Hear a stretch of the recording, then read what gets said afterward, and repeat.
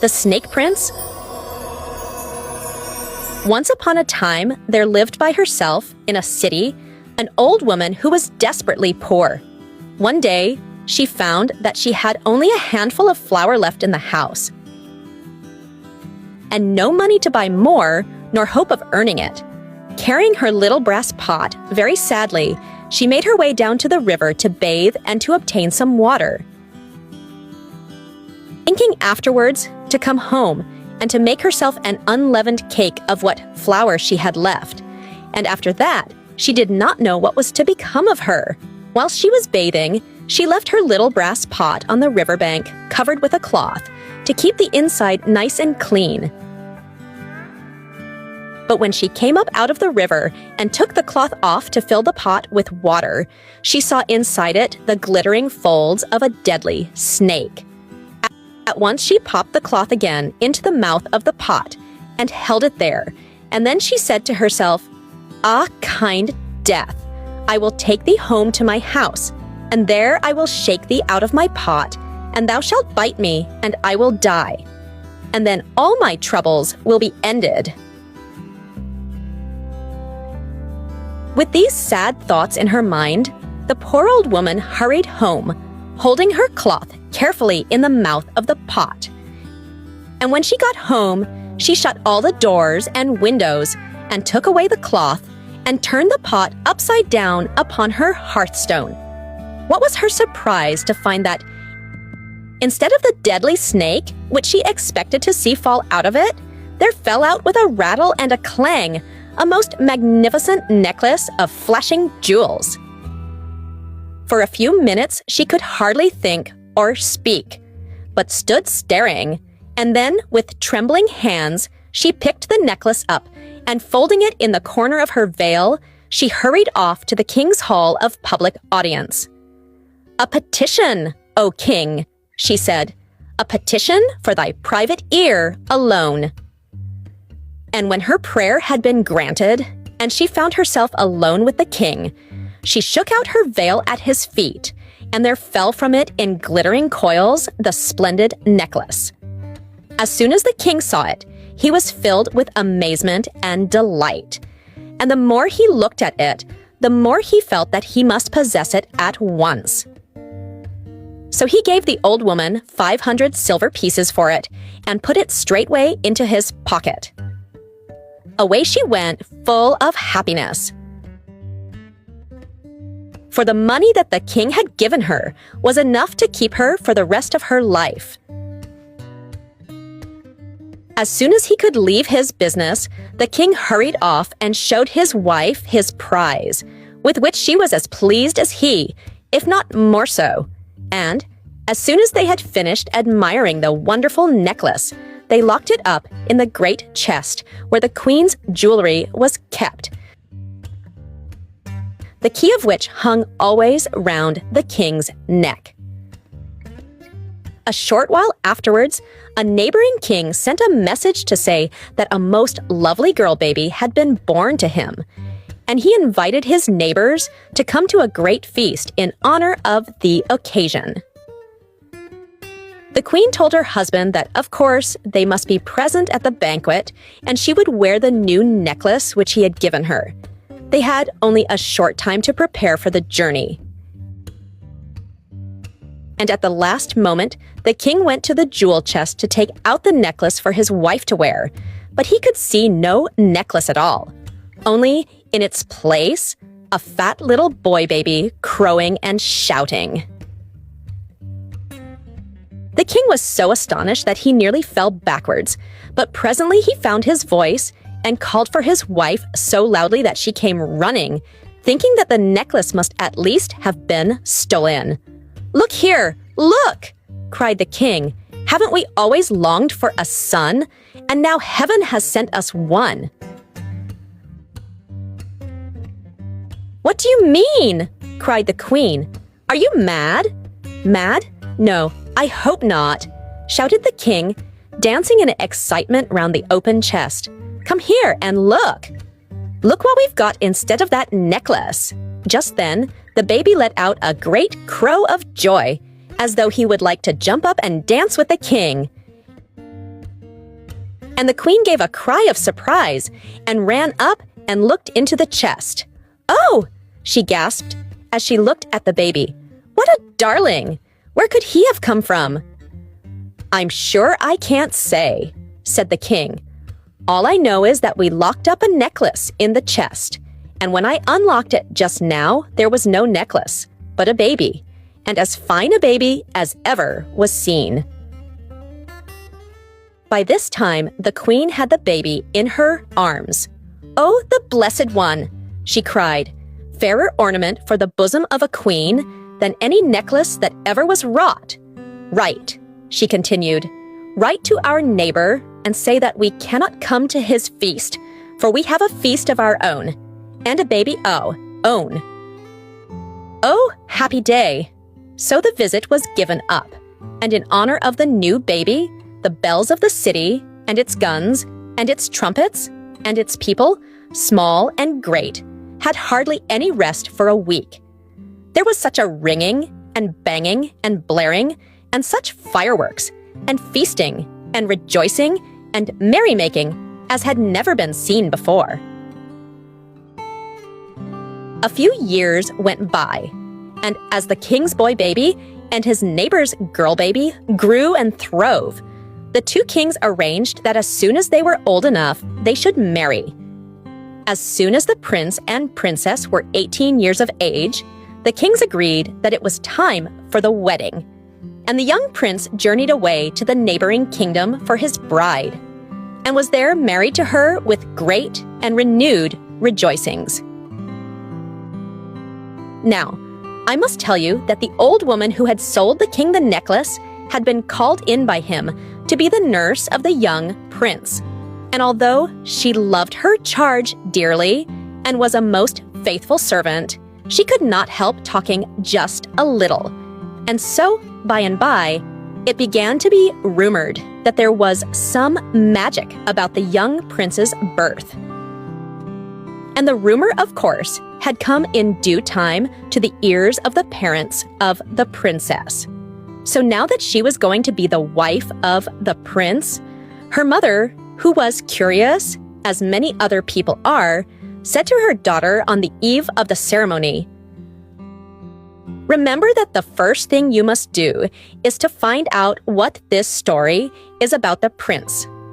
And in order to do it, you must not speak a word to him, whatever he says, until he asks you why you are silent.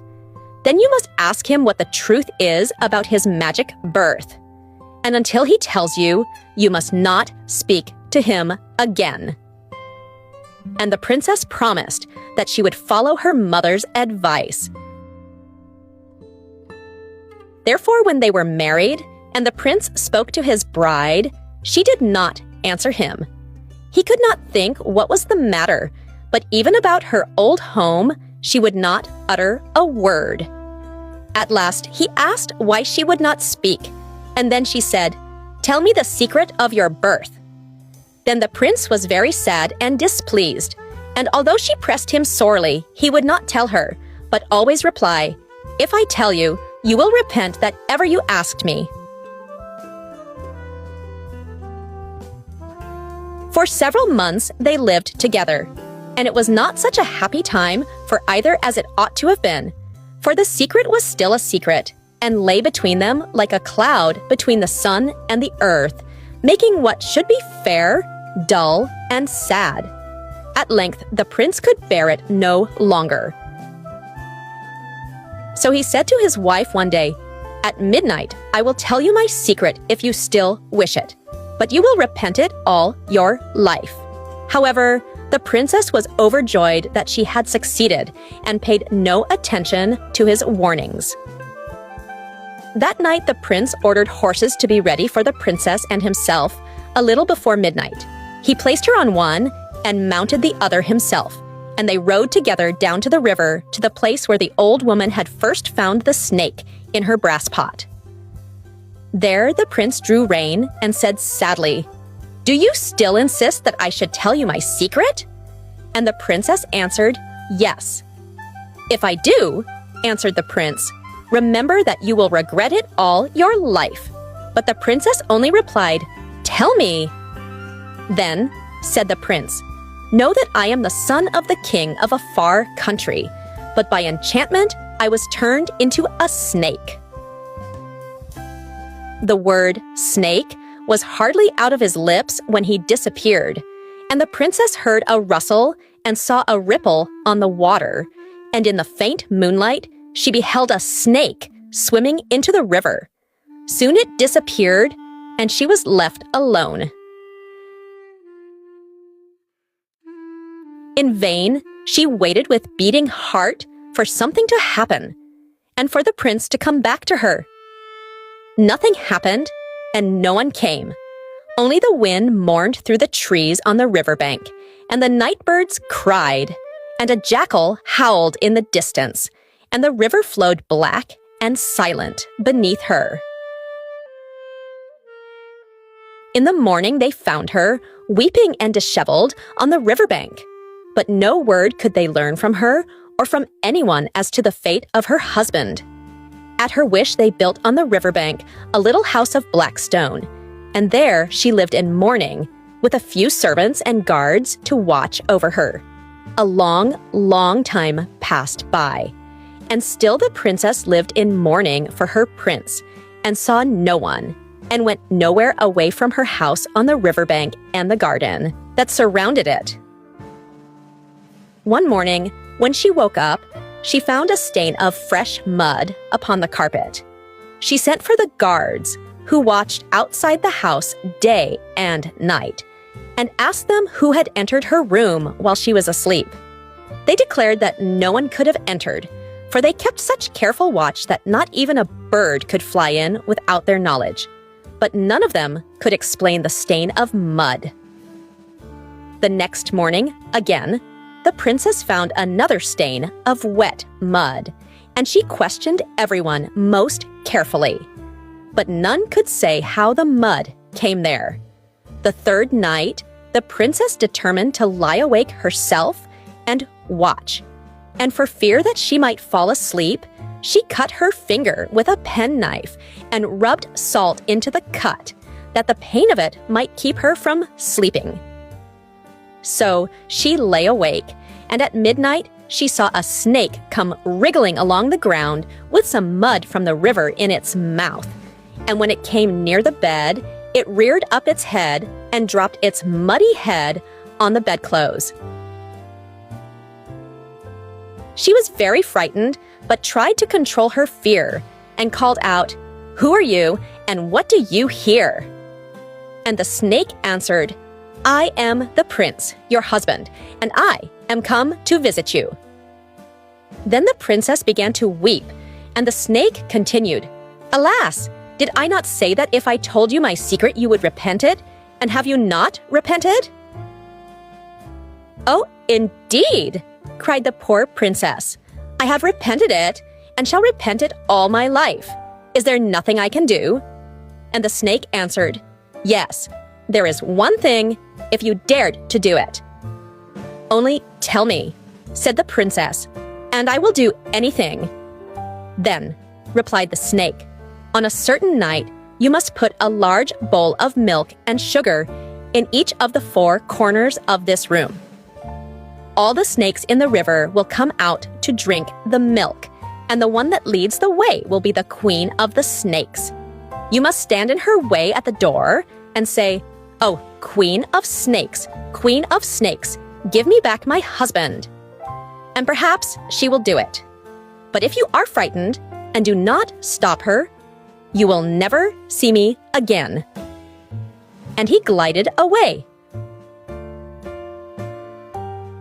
On the night of which the snake had told her, the princess got 4 large bowls of milk and sugar, and put one in each corner of the room, and stood in the doorway waiting. At midnight there was a great hissing and rustling from the direction of the river, and presently the ground appeared to be alive with horrible writhing forms of snakes, whose eyes glittered and forked tongues quivered as they moved on in the direction of the princess's house. Foremost among them was a huge, repulsive, scaly creature that led the dreadful procession. The guards were so terrified that they all ran away, but the princess stood in the doorway as white as death, and with her hands clasped tight together for fear she should scream or faint and fail to do her part. As they came closer and saw her in the way, all the snakes raised their horrid heads and swayed them to and fro, and looked at her with wicked, beady eyes, while their breath seemed to poison the very air. Still the princess stood firm, and when the leading snake was within a few feet of her, she cried, "Oh, Queen of Snakes, give me back my husband." Then all the rustling, writhing crowd of snakes seemed to whisper to one another, "Her husband? Her husband?" But the Queen of Snakes moved on until her head was almost in the princess's face, and her little eyes seemed to flash fire. And still the princess stood in the doorway and never moved, but cried again, "Oh, Queen of Snakes, give me back my husband." Then the Queen of Snakes replied, "Tomorrow you shall have him, tomorrow." When she heard these words and knew that she had conquered, the princess staggered from the door and sank upon her bed and fainted. As in a dream, she saw that her room was full of snakes, all jostling and squabbling over the bowls of milk until it was finished. And then they went away. In the morning, the princess was up early and took off the mourning dress which she had worn for 5 whole years and put on beautiful clothes. And she swept the house and cleaned it and adorned it with garlands and nosegays of sweet flowers and ferns, and prepared it as though she were making ready for her wedding. And when night fell, she lit up the woods and gardens with lanterns and spread a table as for a feast, and lit in the house 1,000 wax candles. Then she waited for her husband, not knowing in what shape he would appear. And at midnight there came striding from the river the prince, laughing but with tears in his eyes. And she ran to meet him and threw herself into his arms, crying and laughing too. So the prince came home. And the next day they two went back to the palace. And the old king wept with joy to see them. And the bells, so long silent, were set a-ringing again, and the guns firing, and the trumpets blaring, and there was fresh feasting and rejoicing, and the old woman who had been the prince's nurse became nurse to the prince's children. At least she was called so, though she was far too old to do anything for them but love them. Yet she still thought that she was useful and knew that she was happy. And happy indeed were the prince and princess, who in due time became king and queen and lived and ruled long and prosperously.